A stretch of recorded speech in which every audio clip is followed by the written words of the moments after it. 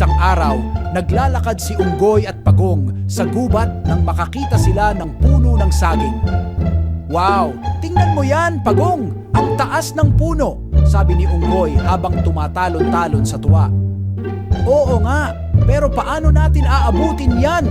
tanong ni Pagong na mukhang nag-aalala. "Ako na ang bahala diyan," sigaw ni Unggoy.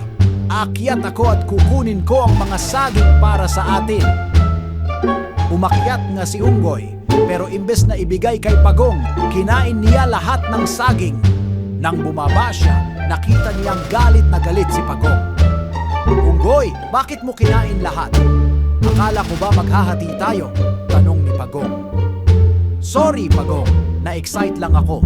Pero alam ko na ang gagawin," sabi ni Unggoy. Kinuha ni Unggoy ang isang bato at itinali ito sa kanyang tiyan.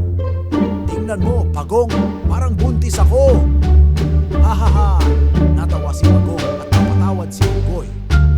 "Sige, basta sa susunod, hati tayo ha?" "Oo naman, Pagong. Salamat sa pag-unawa," sabi ni Unggoy habang pareho silang tumayo.